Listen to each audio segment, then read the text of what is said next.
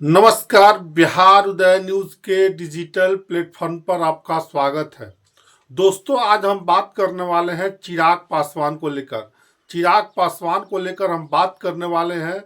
चिराग पासवान के बारे में एक एक चीज बताने वाले हैं।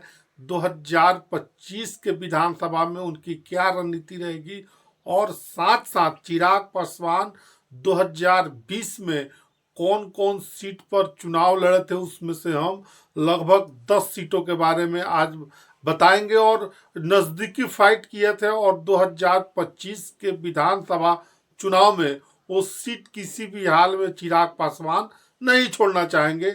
एक एक सीट के बारे में हम चर्चा करेंगे और साथ साथ आपको बताएंगे कि वो कौन सी सीटें हैं जिसमें चिराग पासवान विधानसभा 2025 को चुनाव को लेकर तैयारी कर रहे हैं। उस सीट का नाम के बारे में बताएंगे और दावा कर रहे हैं 25 से 30 सीटें 35 सीटें लेने का दम भर रहे हैं चिराग पासवान। उस सीटों के बारे में भी हम खुलासा करेंगे और बताएंगे। दोस्तों, इससे पहले हम आगे बढ़े, एक प्यारा सा रिक्वेस्ट कि अगर आप चैनल पर नए हैं तो चैनल को सब्सक्राइब कर दीजिए, बेल आइकन दबा दीजिए, जिससे आपको आगे की जानकारी मिलता रहे।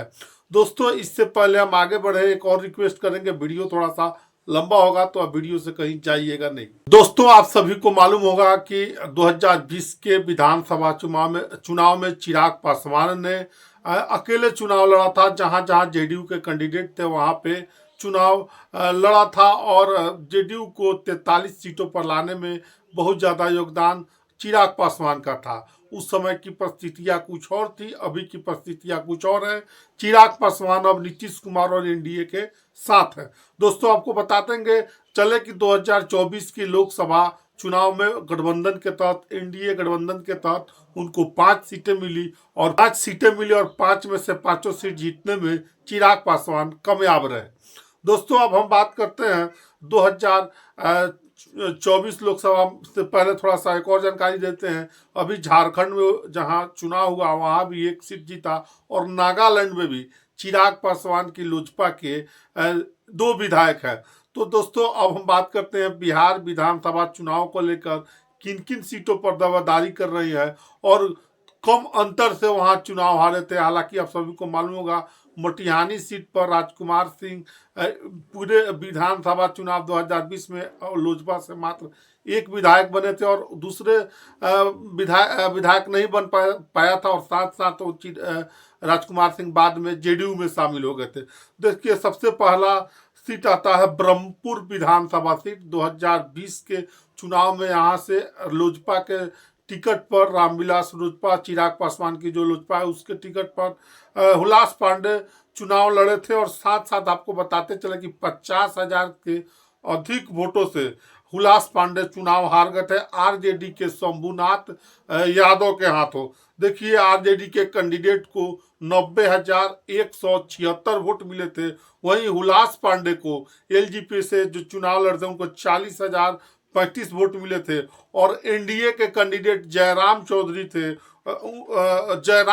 थे, उनको 30,000 से अधिक वोट मिले थे और वोट लेकर वो तीसरे नंबर पर जेडीयू के कैंडिडेट रहे थे, एनडीए के कैंडिडेट। देखिए, इस सीट के बारे में कहा जा रहा है कि चिराग पासवान फिर से इस सीट पर दावा करेंगे और किसी भी हालत में सीट चिराग पासवान छोड़ने नहीं जा रहे हैं। हालांकि यहाँ पर हुलास पांडे 50,000 से अधिक वोटों से चुनाव हार चुके हैं। बक्सर लोकसभा के अंतर्गत दिनारा विधानसभा सीट को लेकर देखिए, बीजेपी के बड़े नेता इस सीट पर चुनाव लड़े थे और बीजेपी के बड़े नेता बागी होकर एलजेपी के टिकट से चुनाव लड़े थे राजेंद्र सिंह। और 7,000 के अधिक वोटों से चुनाव जो बागी होकर बीजेपी से राजेंद्र सिंह लड़े थे वो चुनाव हार गए थे। और वहां से आरजेडी के कैंडिडेट को 58,921 वोट, एलजेपी के 51,025 वोट मिले थे।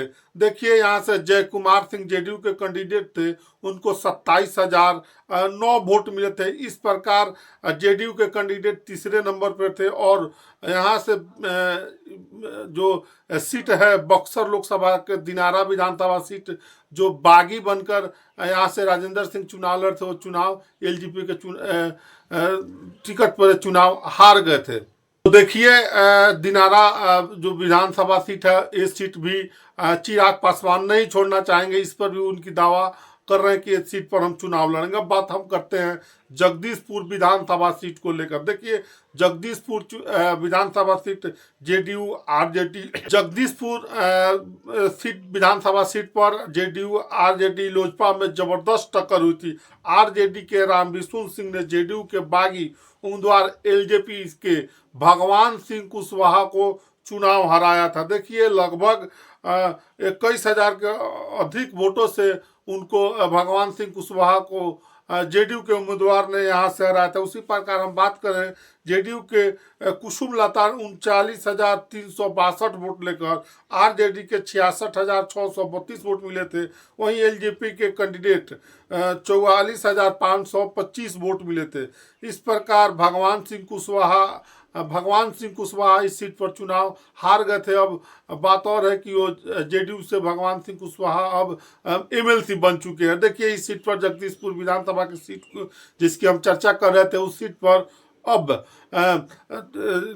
घमासान होना तय है। और साथ साथ इस सीट पर देखिए ऊंट किस करवट बढ़ता है। हालांकि चिराग पासवान भी इस सीट को अब छोड़ना नहीं चाहेंगे। जगदीशपुर विधानसभा सीट पर आरजेडी ने लगभग 21,000 अधिक वोटों से इस सीट पर चुनाव में जीत 2020 के विधानसभा सीट में दर्ज की थी। देखिए अब हम चर्चा करते हैं हरनौत विधानसभा सीट को लेकर। देखिए हरनौत विधानसभा सीट में चिराग पासवान की लोजपा दूसरे नंबर पर रही थी। हरनौत विधानसभा सीट वही है कि ये हरनौत में ही नीतीश कुमार जी का घर माना जाता है। और हरनौत विधानसभा से ही पहली बार चुनाव जीतने का काम और लड़ने का काम नीतीश कुमार ने किया था। 2005 से लेकर 2020 के विधानसभा के चुनाव तक इस सीट पर जेडीयू का कब्जा रहा है। लगातार इस सीट पर जेडीयू जीतते रही है। देखिए अब बात करें जेडीयू के हरि नारायण सिंह 65,404 वोटों के सामने 38,163 वोट ही मिले थे। और इस तरह जेडीयू के उम्मीदवार वहां पर चुनाव जीतने में सफल रहते।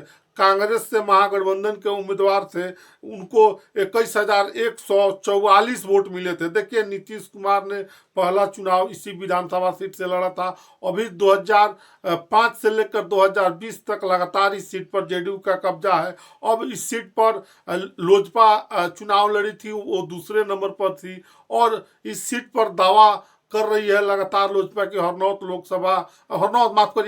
विधानसभा की सीट पर लोजपा रामविलास जो चिराग पासवान है वो चुनाव अपने कैंडिडेट को लड़ाना चाहते हैं। पूर्वी चंपारण लोकसभा के अंतर्गत आने वाली गोविंदगंज विधानसभा सीट को लेकर देखिए यहाँ से चिराग पासवान के सबसे भरोसेमंद प्रदेश अध्यक्ष राजू तिवारी यहाँ से पिछले बार चुनाव लड़े थे और तीसरे नंबर पर रहे थे। और बीजेपी के सुनील मनी तिवारी ने चुनाव जीता था और कांग्रेस के ब्रजेश तिवारी दूसरे नंबर पर थे। और इस प्रकार अब चिराग पासवान इस सीट पर दावेदारी कर रहे हैं और किसी भी कीमत पर चिराग पासवान गोविंदगंज की सीट को छोड़ना नहीं चाहते हैं। और साथ साथ इस पर अपने राजू तिवारी जो उनके प्रदेश अध्यक्ष हैं बिहार के, उनको लिए ये सीट हर हाल में चाहते हैं। देखने वाली बात होगी कि अब इस सीट पर ऊंट किस करवट बैठता है। 2025 विधानसभा में 2020 के विधानसभा चुनाव में यहाँ से बीजेपी के सुनील मनी तिवारी ने अच्छी खासी अंतर से इस चुनाव विधानसभा सीट गोविंदगंज को जीतने का काम किया था। अब उस समय चिराग पासवान अलग चुनाव लड़े थे, अब एनडीए के साथ है। तो देखिए ऊंट किस करवट बढ़ता है। हालांकि चिराग पासवान इस सीट को छोड़ने के लिए किसी भी कीमत पर तैयार नहीं होंगे। में कांग्रेस दूसरे नंबर पर रही थी जिनको 39,936 वोट मिले थे। वहीं एलजेपी के राजू तिवारी को 34,461 वोट मिले थे। देखिए 2025 में भी इस सीट पर दावेदारी लोजपा की बनती है। देखिए क्योंकि यहाँ से लोजपा के प्रदेश अध्यक्ष राजू तिवारी का ये गढ़ माना जाता है और घर भी माना जाता है। आने वाले समय में तो पता चल जाएगा। बाकी जो अपडेट मिलता रहेगा इस सीट को लेकर हम आपको बताते रहेंगे। बात करते हैं कदवा विधानसभा सीट को लेकर। 2020 के विधानसभा में आप सभी को मालूम होगा कि यहाँ से एलजेपी ने उम्मीदवार उतारा था। कदवा कटिहार जिले के अंतर्गत ये सीट आती है और एलजेपी के बागी उम्मीदवार डॉक्टर चंद्रभूषण ठाकुर को एलजेपी ने उम्मीदवार बनाया था। हालांकि ये मुस्लिम बहुल क्षेत्र इलाका माना जाता है, विधानसभा सीट है। कांग्रेस के शकील अहमद खान इस पर चुनाव जीतने में सफल रहे थे। उनको 32,402 वोट मिले थे। जेडीयू को सूरज प्रकाश राय को चुनाव हराया था 34,402 वोटों से। उसी प्रकार बात करें तो जेडीयू के उम्मीदवार सूरज प्रकाश राय को 37,779 वोट, एलजेपी के कैंडिडेट को 38,865 वोट मिले थे। देखिए, देखने वाली बात होगी कि अब इस सीट पर किस करवट बढ़ता है। चिराग पासवान की दावेदारी भी काफी इस सीट पर मजबूत देखी जा रही है और चिराग पासवान इस सीट को लेकर अभी से मूड बनाए हुए दिख रहे हैं। देखिए, अब हम बात करते हैं कसबा विधानसभा सीट को लेकर। देखिए, 2020 के विधानसभा में बीजेपी के एक और बागी प्रदीप कुमार दास ने बीजेपी से बागी होकर चुनाव लड़ा था कसबा विधानसभा सीट से, और इस सीट पर बीजेपी के कैंडिडेट कांग्रेस के आफ्ताब आलम इस सीट पर चुनाव जीतने में कामयाब रहे थे। और अब देखिए, बीजेपी यहाँ पे हार गई थी और एलजेपी भी हार गई थी। अब इस सीट पर बीजेपी नीतीश कुमार की जेडीयू और चिराग पासवान की लोजपा साथ है। अब इस सीट पर क्या ऊंट करवट बैठता है आगे हम आपको बताएंगे, लेकिन जानने से पहले आपको एक चीज और बताते हैं कि इस सीट पर चिराग पासवान की दावेदारी अभी से ही मजबूत देखी जा रही है। मैंने आपको बताया कि कसबा विधानसभा सीट जिस पर कांग्रेस के चुनाव जीते थे, एनडीए के उम्मीदवार वहां पे थे, हम जीतन राम मांझी के हम पार्टी के उम्मीदवार थे, जिनको राजेंद्र जी थे, उनको 23,206 वोट लाकर वो तीसरे नंबर पर हम के उम्मीदवार वहां रहे थे। देखिए, अब हम बात करते हैं ओबरा विधानसभा सीट को लेकर। आप सभी को मालूम होगा एलजेपी के नेता इस सीट पर दूसरे नंबर पर रहे थे। राजद के ऋषि कुमार ने प्रकाश चंद्र को 22,668 वोटों से हराया था। वहीं आरजेडी के कैंडिडेट को 63,662 वोट मिले थे। एलजेपी के कैंडिडेट को 40,994 वोट मिले थे। तीसरे नंबर पर यहाँ जेडीयू थे, उनको 25,016 वोट मिले थे। हालांकि इस सीट पर अब दावेदारी क्या होती है ये देखने वाली चीज होगी। चिराग पासवान इस सीट को कैसे हैंडल करते हैं, क्योंकि इस सीट पर जेडीयू भी दावेदारी करेगी और साथ साथ इस सीट पर रामविलास की जो चिराग पासवान की लोजपा है वो भी दावा करेगी। रघुनाथपुर सिवान लोकसभा के अंतर्गत आने वाली सीट 2020 के बिहार विधानसभा चुनाव में बीजेपी के एक और बागी एलजेपी से उम्मीदवार के तौर पर बिहार के सिवान जिले के रघुनाथपुर विधानसभा सीट से चुनाव लड़े थे और जेडीयू के मनोज कुमार सिंह ने चुनाव लड़ा था और आरजेडी के हरिशंकर यादव ने 17,965 वोटों से हराया था। अब आपको बताते चले, एलजेपी के कैंडिडेट को 49,762 वोट मिले थे। जेडीयू के उम्मीदवार राजेश्वर चौहान को 26,084 वोट मिले थे।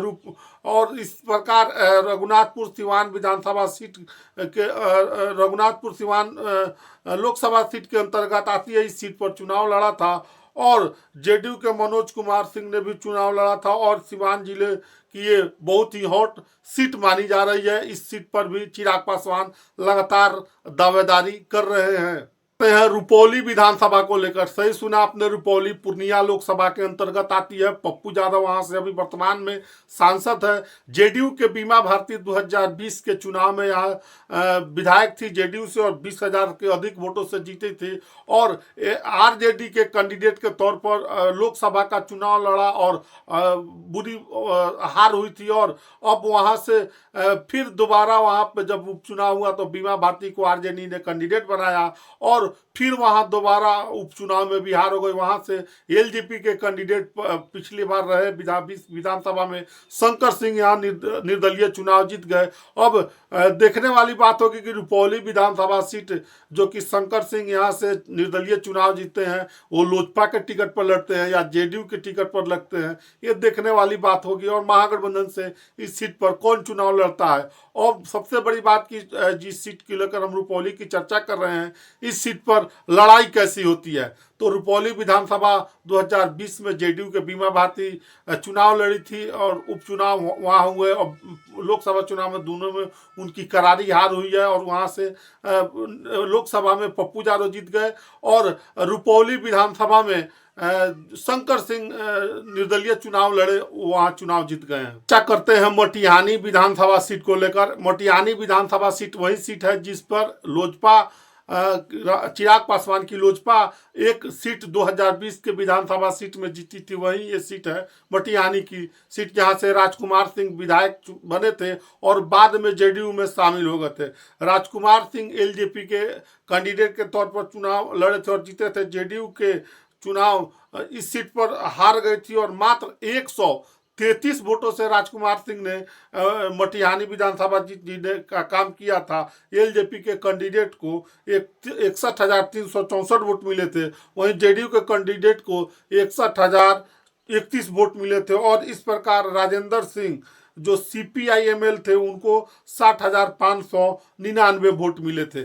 तो चिराग पासवान, अभी हमने चर्चा किया है कि चिराग पासवान ये 2 सीटें हैं, इस पर हर हाल में दावेदारी करेंगे। अब देखने वाली बात होगी कि दावेदारी करने के साथ वो कहां तक इसमें सक्सेस हो पाते हैं। एक और चीज हम आपको बता देते हैं कि एलजेपी इसके अलावा कौन कौन सी जो 10 सीटें हैं, 10-15 सीटों पर लगातार दावा कर रही है, उस सीटों के बारे में हम भी बताते हैं। देखिए एलजेपी के दावा करने वाली सीटों में अररिया, मोतिहारी, सिमरी बख्तियारपुर, कुशेश्वर स्थान, गौरव ब्रह्म, हयाघाट, कुचाईकोट, अलौली, बड़हरिया, माझी, राजापाकड़, लालगंज, बछवाड़ा, कहलगांव, हथुआ, सिकंदरा की सीट शामिल है जिस पर चिराग पासवान लगातार दावेदारी कर रहे हैं। मोतिहारी सीट पर भी चिराग पासवान दावेदारी कर रहे हैं। तो आने वाला तो वक्त बताएगा कि 2025 विधानसभा में उठ किस करवट बढ़ता है और किस गठबंधन किस पार्टी के में ये सीट जो हमने अभी चर्चा किया है और किसके साथ जाता है। बाकी आप इस वीडियो के बारे में क्या सोचते हैं, कमेंट सेक्शन खुला है, कमेंट करके जरूर बताइएगा। आप सभी का बहुत बहुत धन्यवाद।